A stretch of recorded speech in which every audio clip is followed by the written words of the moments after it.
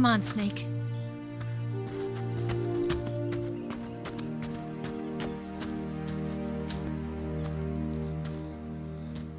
We made it. We made it. Over there.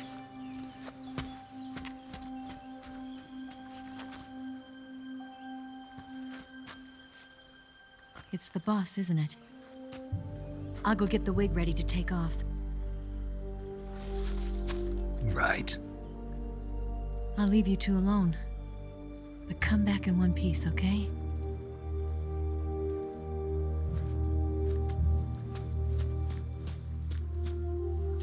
Promise me!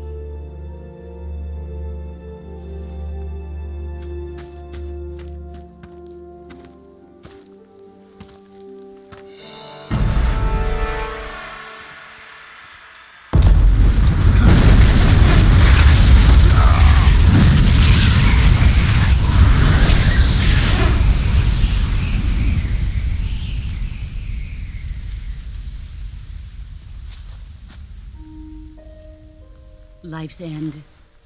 Isn't it beautiful? It's almost tragic. When life ends, it gives off a final lingering aroma. Light is but a farewell gift from the darkness to those on their way to die. I've been waiting, Snake, for a long time. Waiting for your birth, your growth, and the finality of today. Boss. Why are you doing this? Why? To make the world one again.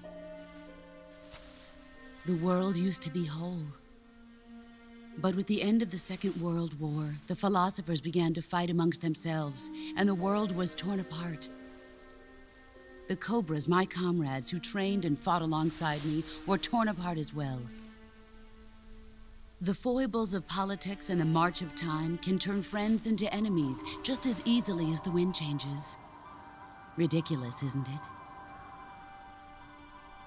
Yesterday's ally becomes today's opposition, and this Cold War? Think back. When I was leading the Cobras, America and Russia were fighting together. Now, consider whether America and Russia will still be enemies in the 21st century. Somehow I doubt it. Enemies change along with the times, the flow of the ages, and we soldiers are forced to play along. I didn't raise you and shape you into the man you are today just so we could face each other in battle. A soldier's skills aren't meant to be used to hurt friends. So then what is an enemy? Is there such a thing as an absolute timeless enemy? There is no such thing, and never has been. And the reason is that our enemies are human beings like us. They can only be our enemies in relative terms. The world must be made whole again. The philosophers must be reunited. I will devote my skills to that purpose. And with the Colonel's money, I will achieve that end. Just as I once created the Cobras. They are my family. I may no longer be able to bear children, but I still have a family. It was November 1st, 1951. I was in the Nevada desert participating in atomic testing. The name Nevada is derived from Spanish, covered in snow, white as snow. And snow is exactly what I saw in that Nevada desert. It froze my blood white. Snake, you were an atomic test subject, weren't you? On Bikini Atoll. That's part of the reason I was drawn to you. You and I are alike. We're both slowly being eaten away by the karma of others. we'll never have the chance to die peacefully of old age. We have no tomorrow. But we can still have hope for the future. In 1960, I saw a vision of the ideal future from space. 3 years earlier, the Soviet Union had succeeded in launching Sputnik, the first man-made satellite in history, into orbit. This came as a huge shock to the United States. In response, America threw everything it had into its own manned spaceflight project, the Mercury program. Even as the Soviets seemed poised to send their first man into space, America was still experimenting with chimpanzees and rockets. The government wanted human data, so they secretly decided to send a human being into space. I was the one they chose. At the time, they didn't have the technology to block out cosmic rays, and whoever they sent up would inevitably be exposed to heavy radiation. That's why they chose me. After all, I'd already been irradiated once. Of course, you won't find any of this in the history books. I could see the planet as it appeared from space. That's when it finally hit me. Space exploration is nothing but another game in the power struggle between the US and the USSR. Politics, economics, the arms race, they're all just arenas for meaningless competition. I'm sure you can see that, but the Earth itself has no boundaries. No East, no West, no Cold War. And the irony of it is, the United States and the Soviet Union are spending billions on their space programs and the missile race, only to arrive at the same conclusion. In the 21st century, everyone will be able to see that we are all just inhabitants of a little celestial body called Earth. A world without communism or capitalism, that is the world I wanted to see. But reality continued to betray me. In 1961, I was sent to Cuba, to Bahia de Cochinos. It was part of a CIA-sponsored invasion under the guise of taking Cuban exiles back to their country. But the US government betrayed them. Our weak-kneed president held back their air support. Defenseless, the exiles were annihilated by the Cuban army. All I could do was watch in silence. I was set up by the very country I'd sacrificed so much for, by the very government I dedicated my life to defending. I was driven from the surface world, and I went underground. Then, 2 years ago, I faced the Sorrow, my old comrade in battle. He was my friend. But one of us had to die. I was left with no choice. The Sorrow gave his life for me. There is no enmity between us. One must live, and one must die. That was the mission. The ones who gave me that mission were the philosophers. Early in the 20th century, the true holders of power in the United States, the Republic of China, and the newly formed Soviet Union gathered together in a secret meeting that would later be known as the Wiseman's Committee. The secret pact they formed there marked the beginning of the philosophers. But the last of the original members died in the 1930s. After that, the organization began to run out of control, and the Wiseman's Committee degenerated into a mere shell of its former self. The philosophers of today have no sense of good or evil. Their influence extends to countries and organizations involved in every aspect of every war. They have become war itself. That's how they operate. The sacrifices of war cause a shift in the times. This shift leads to renewed conflict, and in turn triggers the next war. Like a nuclear chain reaction, each conflict sparks countless others, forming an endless spiral that will continue on for eternity. Do you understand what I'm saying, Snake? By consuming me and you, the philosophers intend to keep that cycle going forever.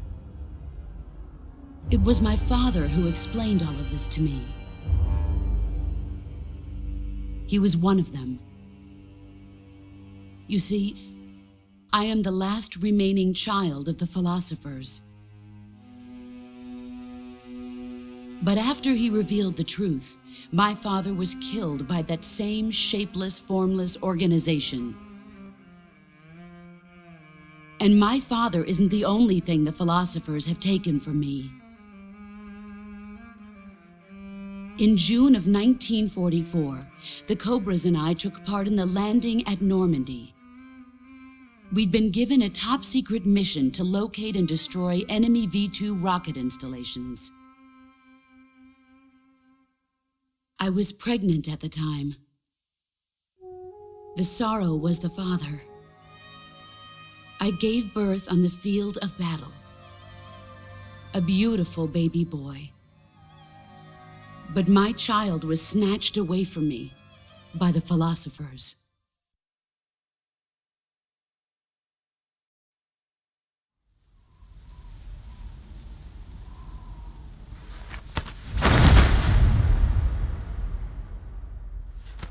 Look at this scar. This is proof that I was once a mother. I gave up my body and my child for my country. There is nothing left inside me now. Nothing at all. No hatred, not even regret. And yet sometimes at night, I can still feel the pain creeping up inside me, slithering through my body like a snake.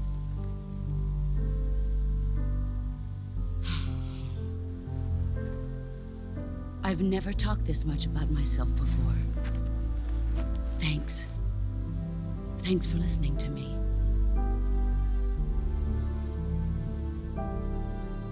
I feel content.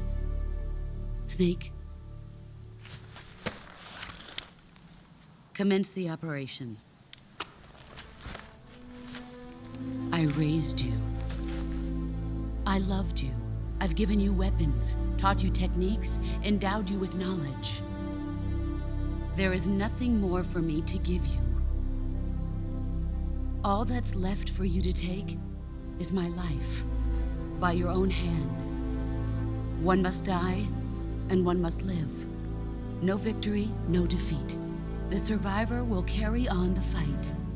It is our destiny. The one who survives will inherit the title of boss.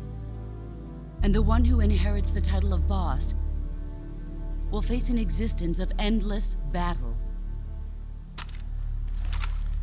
I'll give you 10 minutes. In 10 minutes, MiGs will come and bomb the hell out of this place. If you can beat me in less than 10 minutes, you'll be able to escape in time. Let's make this the greatest 10 minutes of our lives, Jack. Boss. You're a soldier. Finish your mission. Prove your loyalty. Face me. I come.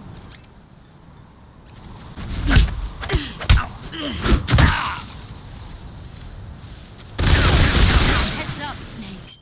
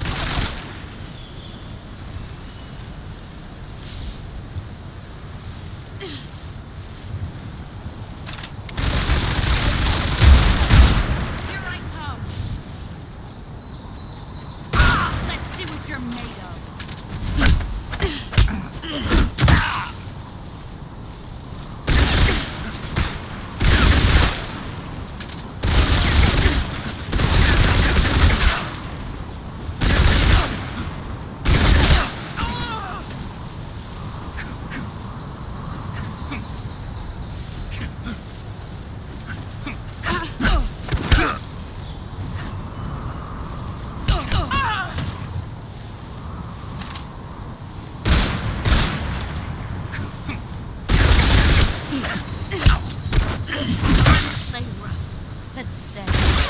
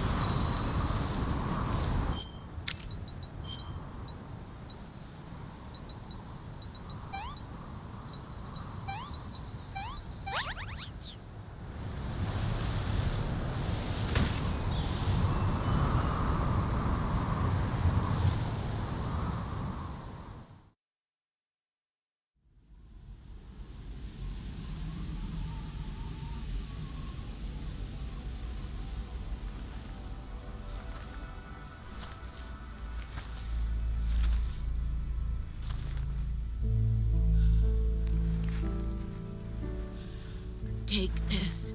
Keep it safe.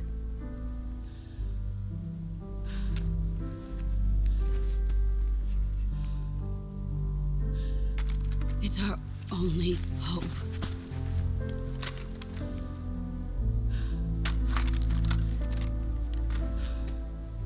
A patriot? Why are you giving me this? Jack.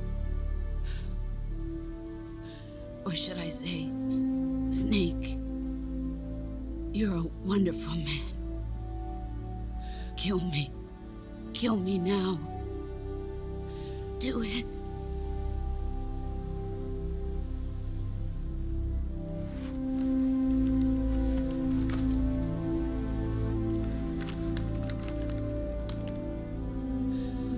There's only room for one boss and one Snake.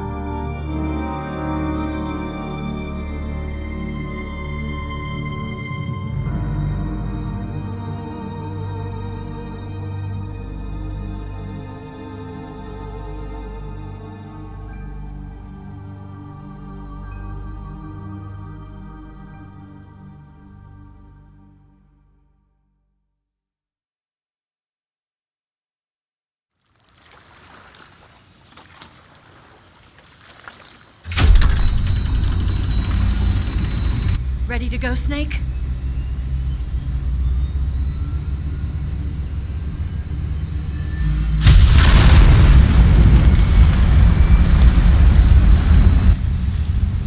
Are you okay? Snake? Yeah.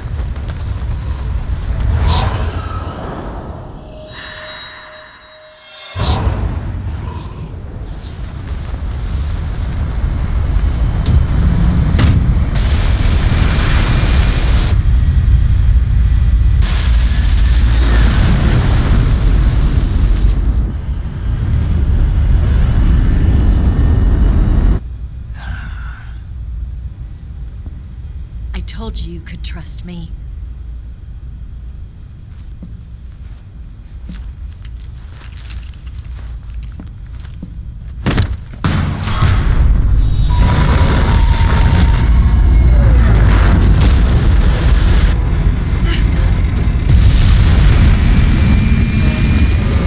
Snake!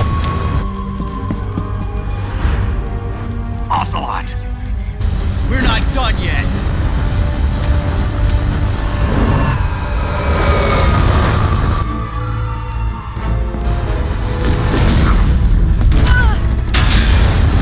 Damn!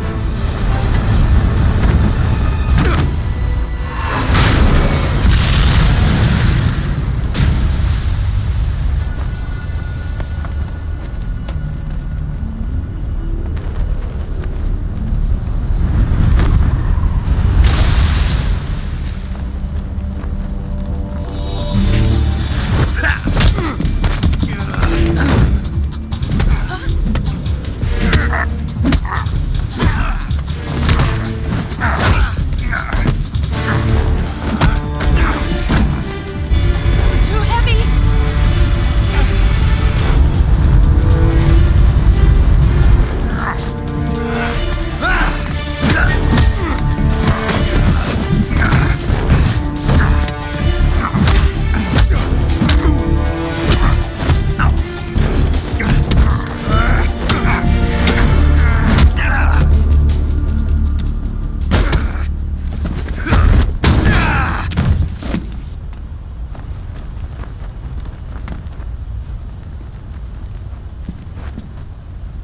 Snake, try to remember some of the basics of CQC.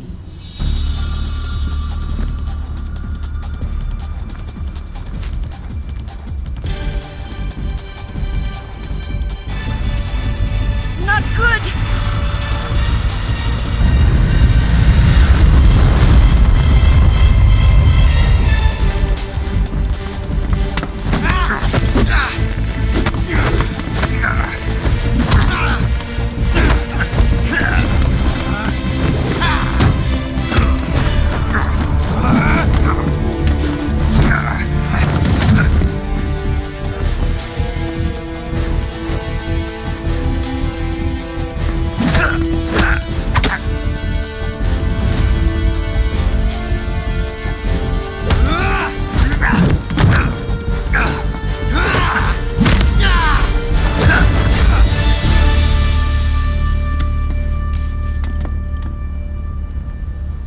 I've picked up a few new moves.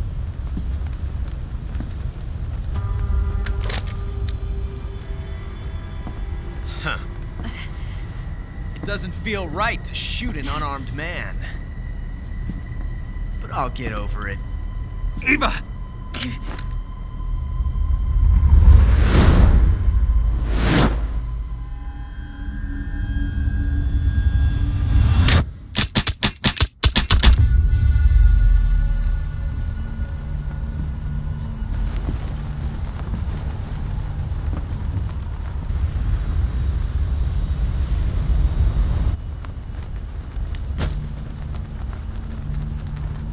What do you say to one last showdown?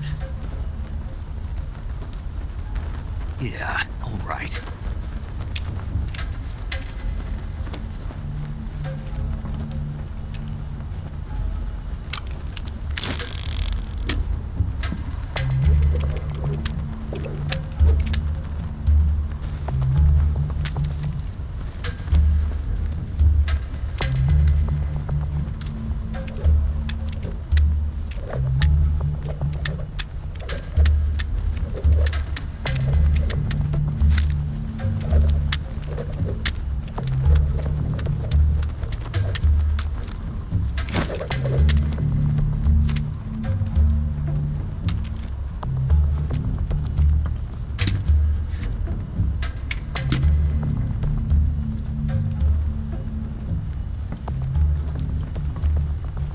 What's your name?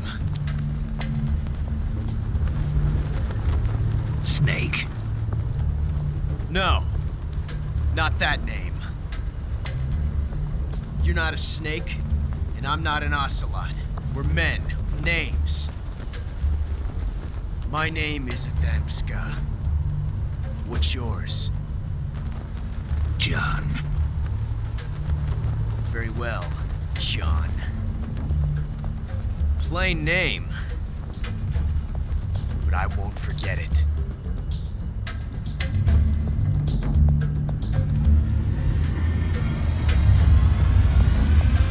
Come on!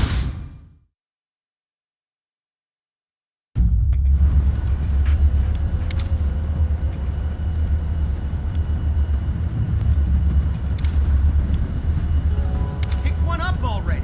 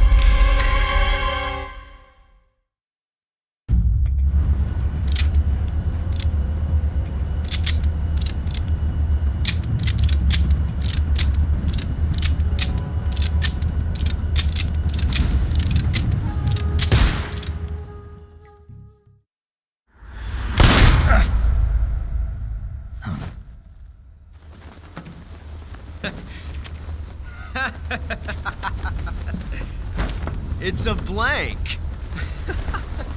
Oh, that was fun.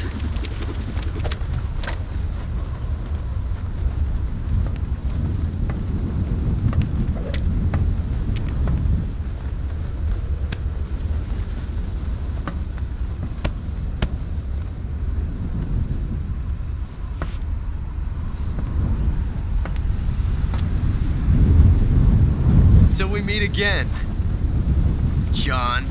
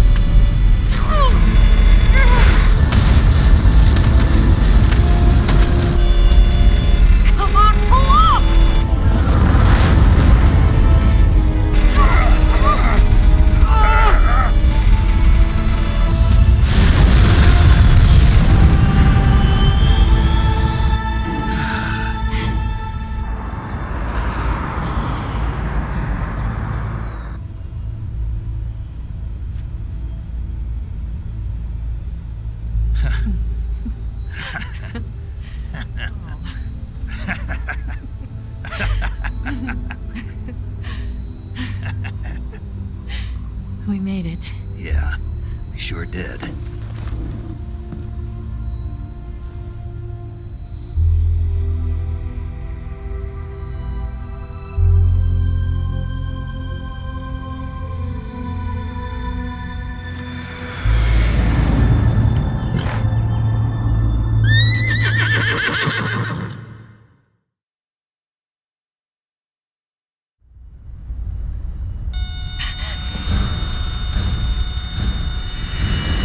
Oh no! Mix!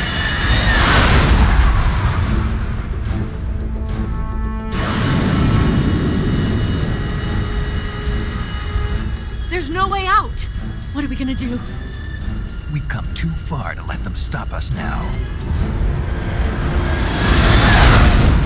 Those things have got to be armed. It's no use. There's no way we can outmaneuver them.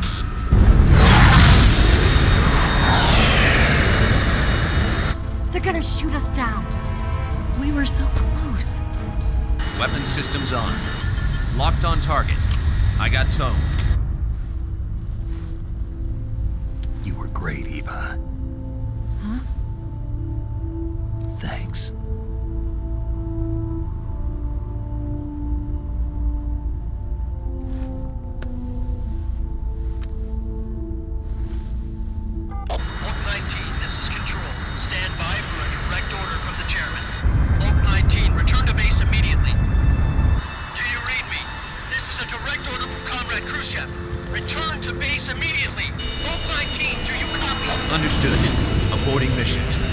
KGB. Look! The MiGs are turning back! Woo!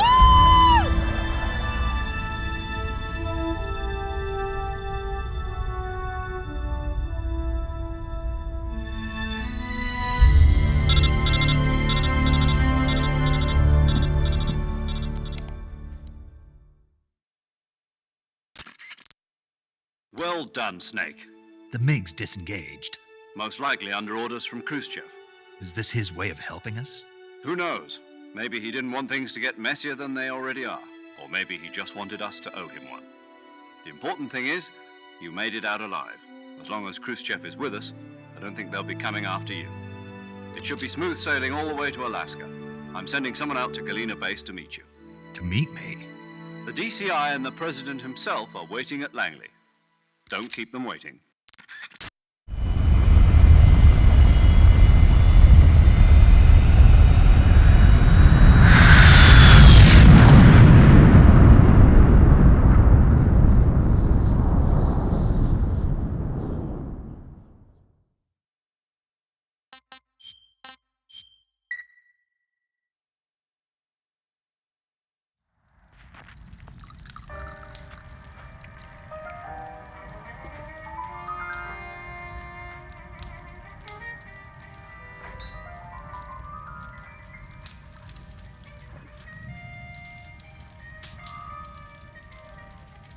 So what are you going to do now? Go back to the KGB? What do you want me to do? Did you ever think about coming back to America? I can't go back. I've left America behind me. But you saved this country. I didn't do it alone.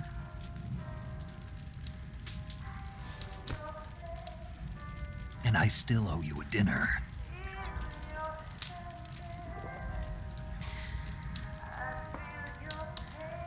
Is that part of your mission too? Or is it an order? Or is it an invitation?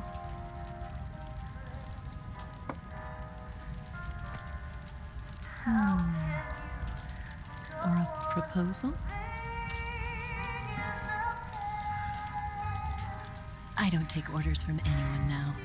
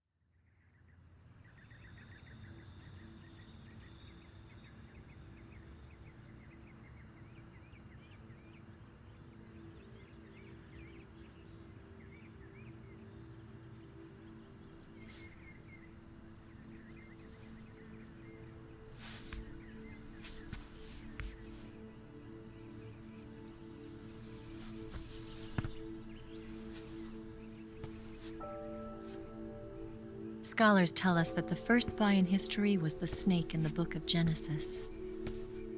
In that story, it was Eve who was tempted by the snake in the Garden of Eden. But this time around, it was I who tempted the snake and got away with the forbidden fruit of knowledge.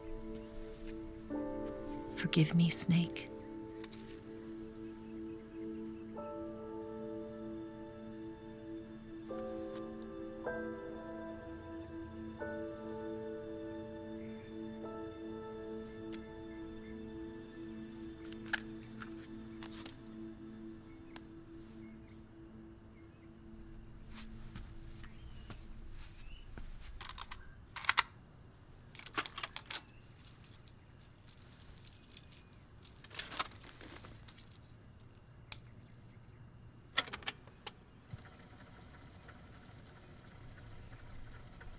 Good morning, Snake. I hope you slept well. First of all, I have to apologize. I wasn't sent by Khrushchev. I'm not a KGB spy, and I never worked for the NSA. I'm an agent of the People's Republic of China for the General HQ 2nd Department of the People's Liberation Army. It was all a lie. I tricked you. And I'm sorry.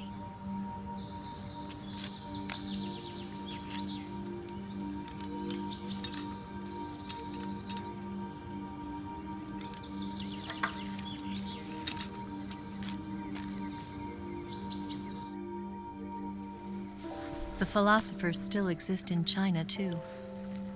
You see, my mission was to find out where Volgan was hiding the philosopher's legacy and steal it. So I infiltrated his base as a KGB spy.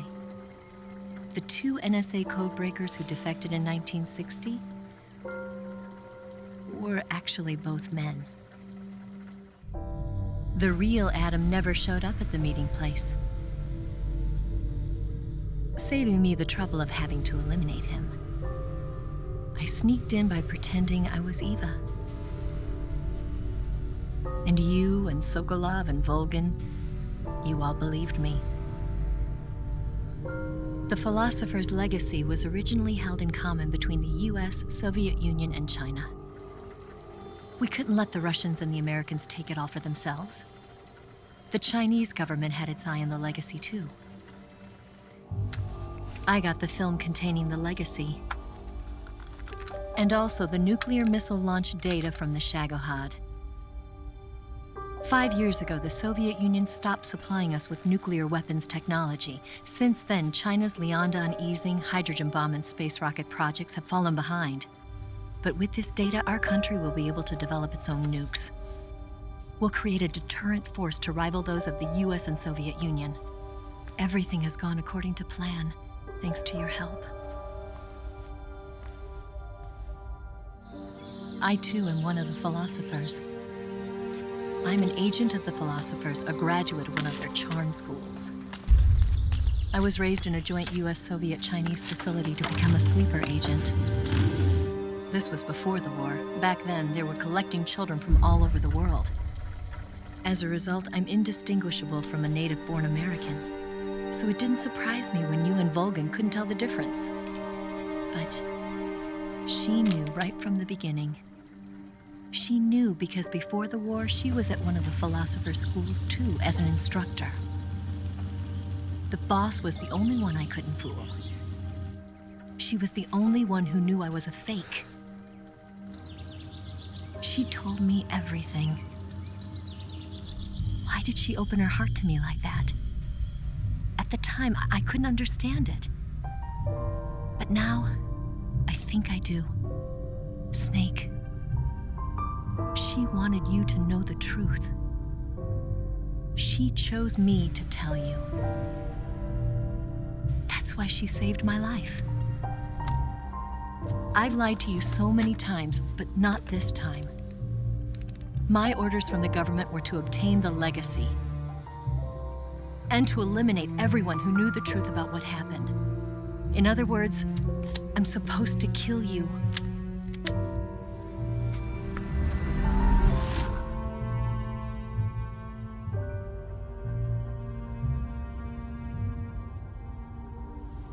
But I can't do it.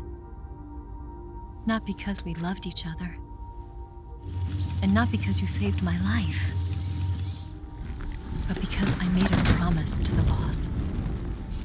And I intend to keep it. I just wanted you to know.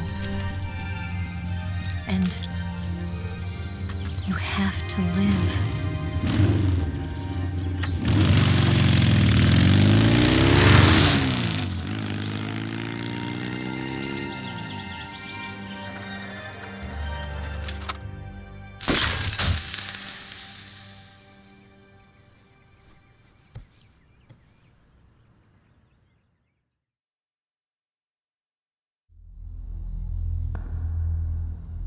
Snake, Listen to me. She didn't betray the United States. No. Far from it. She was a hero who died for her country.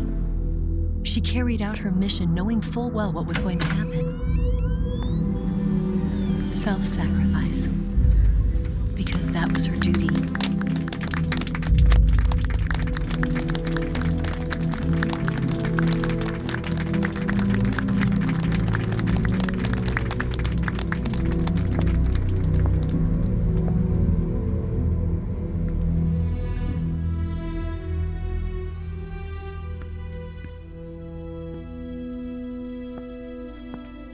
You are above even the boss. I hereby award you the title of Big Boss.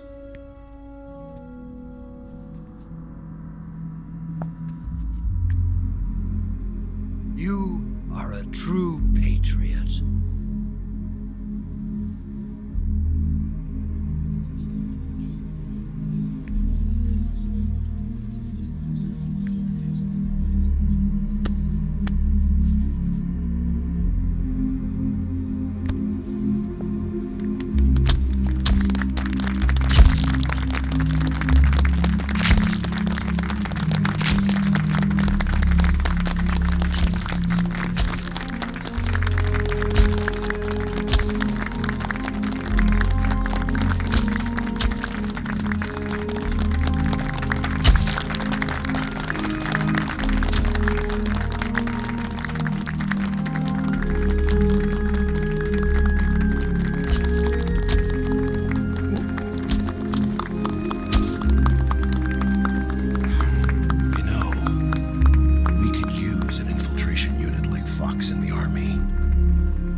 Someone like him to handle our top secret sneaking missions for us.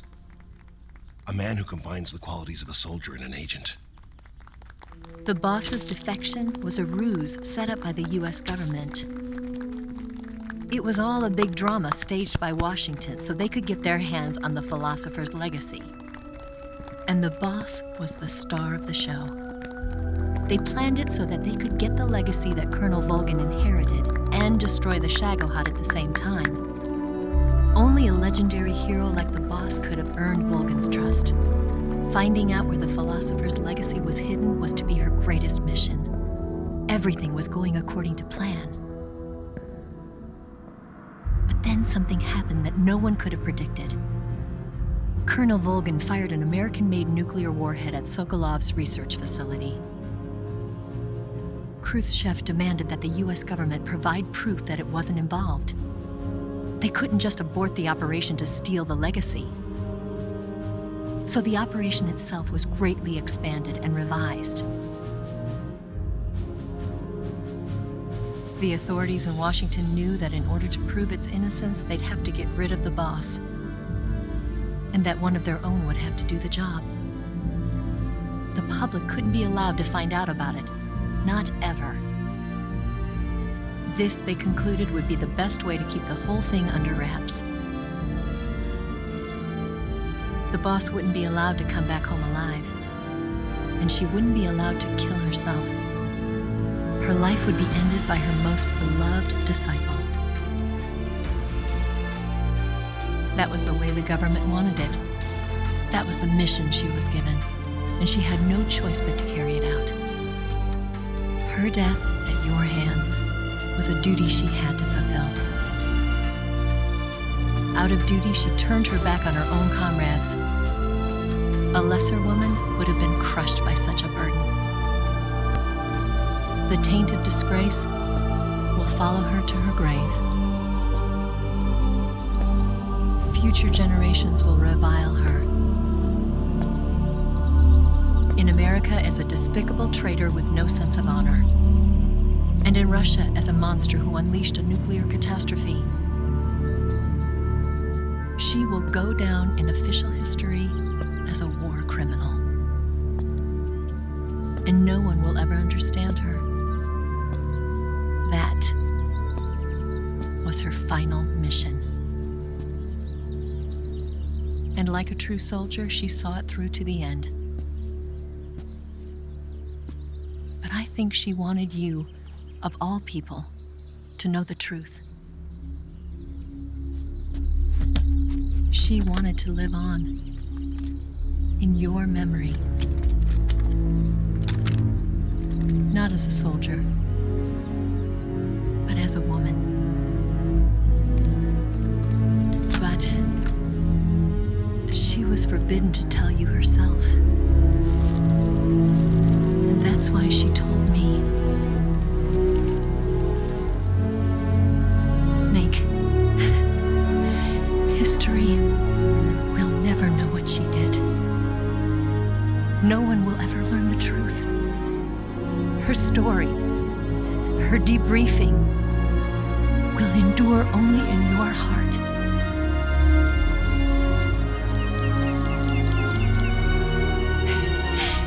Everything she did for her country. She sacrificed her life and her honor for her native land. She was a real hero. She was a true patriot.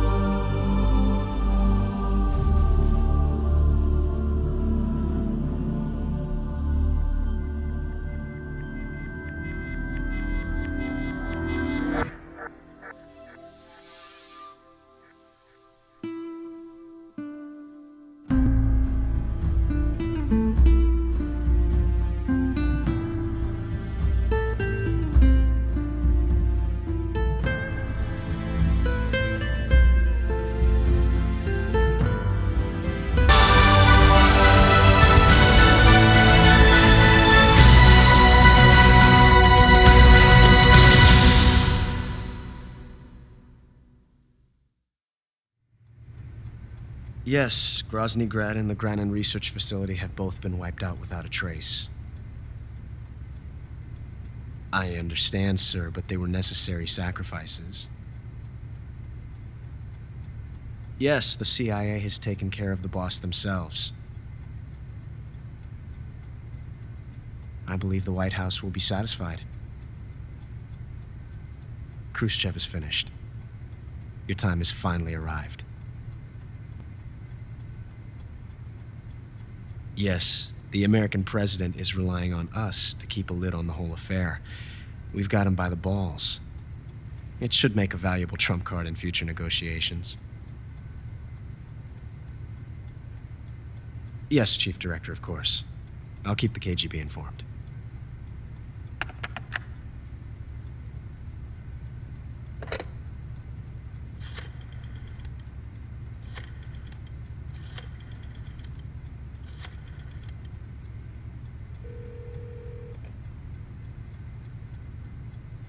Yes, it's me.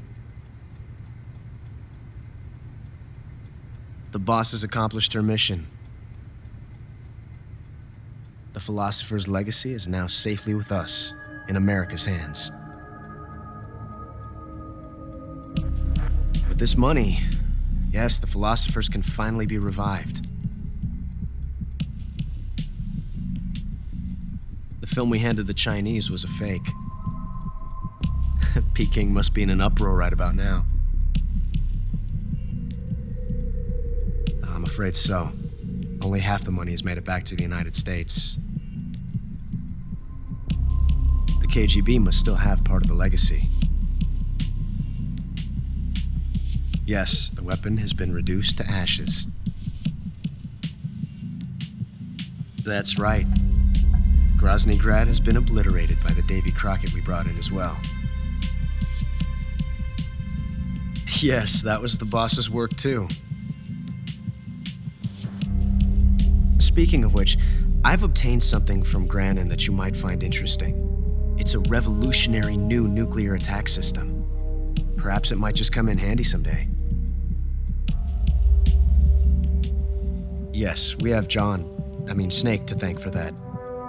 Khrushchev believed it as well. Yes, they bought our story. I don't think they'll be making a fuss. The secondary alert has been lifted as well.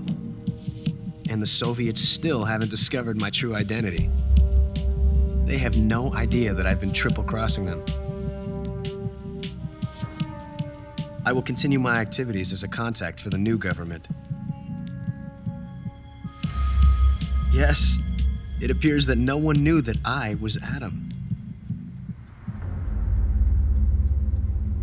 Of course, I'm always at the CIA's disposal, Mr. Director.